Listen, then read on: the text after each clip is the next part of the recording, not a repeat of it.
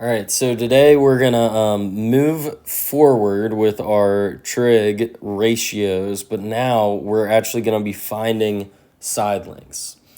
So notice in these diagrams on numbers, 4, 5, 6, 7, and so on. Notice this is different than those problems that we were doing with Pythagorean theorem, because in these cases we're only given one side length. And we're trying to find the other side length. And so in this case, we've been given an angle and a side, angle and a side, angle and a side, angle and a side, right? And we can use our trigonometric ratios to actually solve for that missing side. So remember, SOHCAHTOA, right? If it helps, you can write it at the top of this page. Remember, sine of our angle is equal to, we'll maybe write this like, sine of our angle is the opposite over the hypotenuse. Cosine of our angle is the adjacent over the hypotenuse, which leaves us with TOA, which is tangent, is opposite over adjacent. So looking at number 4, and really looking at all of these, the most important skill, what do you guys see as the most important skill? Right, actually being able to determine which trig ratio to use, right? We have 3 different ones that we could be using, but we need to make sure to use the correct one.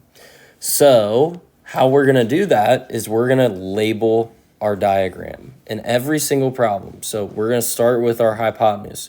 Our hypotenuse is always the longest side, and it's always across from what angle? Good, the right angle, right?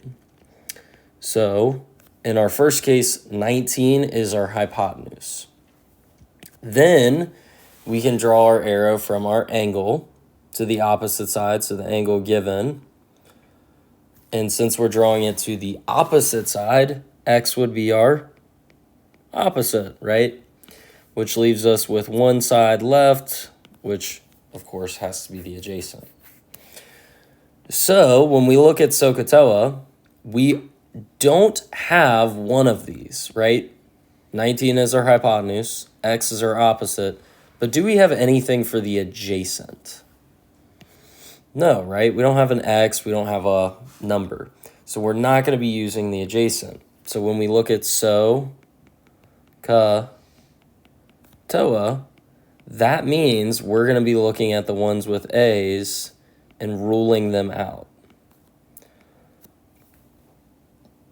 Meaning we are going to be using SO here, aka sine of our angle is equal to the opposite over the hypotenuse. Now, we're going to do this in an interesting fashion. I'm going to set this up as sine of 28 degrees. And then what's my opposite? Good, x. And then my hypotenuse, of course, is awesome, 19. Now, the way I'm going to set this up is I'm actually going to put sine of 28 as a fraction. So how can I put sine of 28 as a fraction? What would I need to put underneath it? Awesome, right? I would just need to put a 1. Well, now, this looks very similar to what we were just doing in Unit 5 with proportions, right? Right? So I can just take my proportion and I can cross multiply to get my x, right?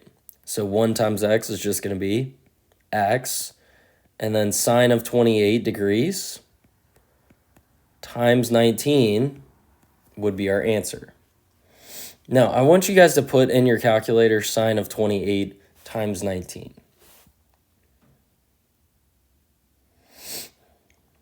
Okay.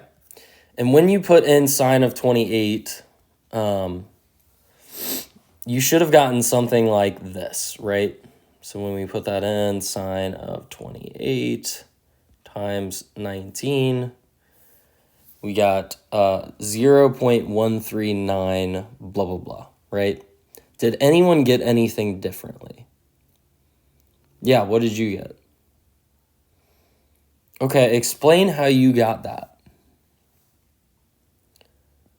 So you put parentheses here. So instead of having sine of 28 times 19, you had like sine 28 parentheses 19. So which one do you guys think is the correct one? Right, the bottom one is correct. So what do we need to be very careful about?